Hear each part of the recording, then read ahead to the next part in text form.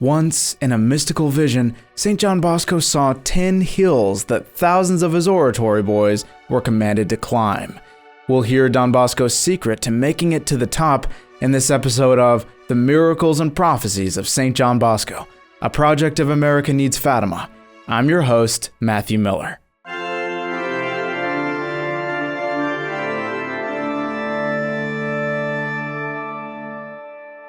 On the evening of October 22nd, Don Bosco had a dream from the previous night. At the same time, a young man named C.E. from Casal Monferrato also had the same dream, appearing to be with Don Bosco and speaking to him.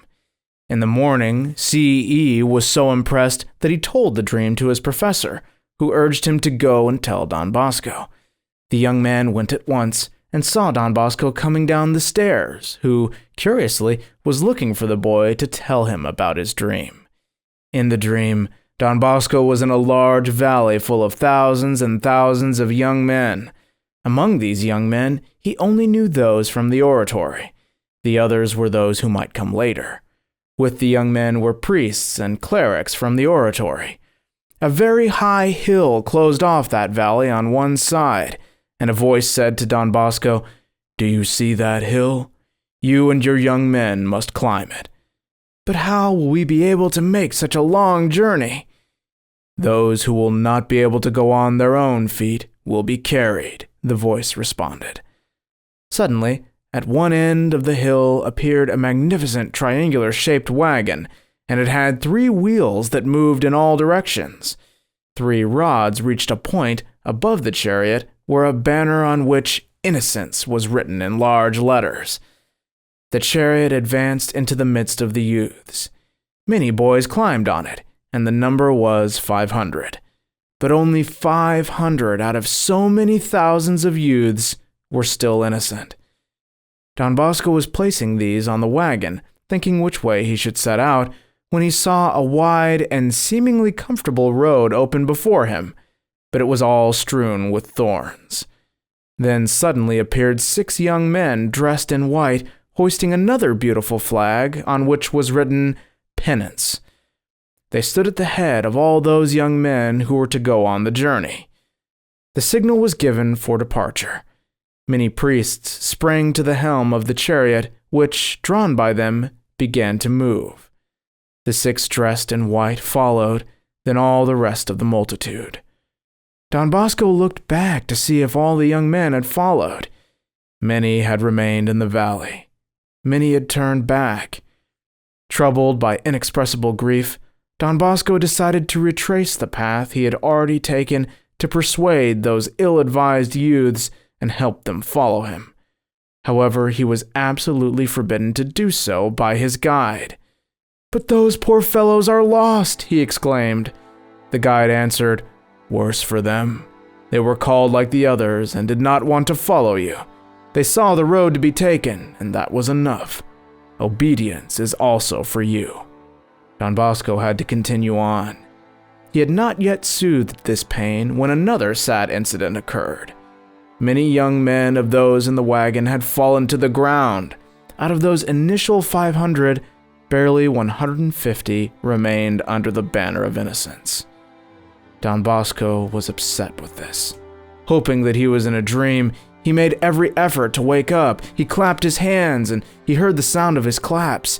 He groaned and listened to the sound throughout the room. He wanted to dispel this terrible dream, but he couldn't. "Ah, my dear young ones," he exclaimed, narrating the dream. "I know those who stayed in the valley and those who turned back or fell from the wagon. I have known all of you. I will make every effort to save you. So many times you were invited to confess but didn't answer the call. For goodness sake, save your souls." Many young men who had fallen from the wagon joined those walking.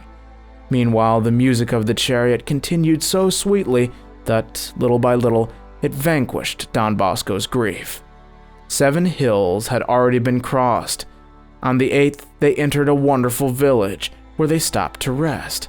The houses were of indescribable wealth and beauty. Don Bosco said of them, St. Teresa noted that talking about the things of paradise is to belittle them. they're just too beautiful for words. So I will only observe that the doorposts of these houses seemed to be of gold, crystal, and diamond all together, so that they would bring surprise and joy when seeing them. The fields were filled with trees, with flowers, and ripe and green fruit could be seen growing on them simultaneously. It was a magnificent enchantment. The young men scattered throughout the village in various places, some for one thing, some another, because their curiosity and desire to have some of that fruit was great. In this village, the young man from Casale came across Don Bosco and engaged in a long conversation with him. Don Bosco and the young man remembered the questions asked and the answers given perfectly from their dreams. Don Bosco had another strange surprise here. His young men suddenly appeared to him as having become old, toothless, full of wrinkles on their faces, white-haired, stooped over, lame, and leaning on canes. Don Bosco was stunned at this. The guide said, "You wonder what happened, but it has not been just a few hours since you left this valley, but years and years. Look in a mirror, and you will be convinced I speak the truth." A mirror was presented to Don Bosco, and he saw that his appearance was that of an old man with a wrinkled face and bad teeth. In the meantime, the group set out again, and the young men asked from time to time to stop and see things, but Don Bosco told them, "No, let's go forward, forward. We don't need anything. We are neither hungry nor thirsty." In the far distance, on the 10th hill, sprang a light, constantly growing as if coming out of a spectacular door. Then the singing began again, but it was so beautiful that something similar could only be heard and enjoyed in heaven. It wasn't the music of instruments, nor did it seem to be of human voices. It was music impossible to describe, and such was the joy that inundated Don Bosco's soul that he awoke and found himself in bed. He thus explained his dream. The valley is the world. The hills are the obstacles that we have to detach ourselves from. The wagon, you understand, is innocence. The young men on foot are those who lost their innocence and repented of their faults. Don Bosco added further that the 10 hills depicted the 10 commandments of God's law, the observance of which leads to eternal life. He then announced that he was ready to confidentially tell certain young men what they did in that dream, whether they stayed in the valley or fell off the wagon. The next evening, Don Bosco asked the clerics and priests what their thoughts were about that dream.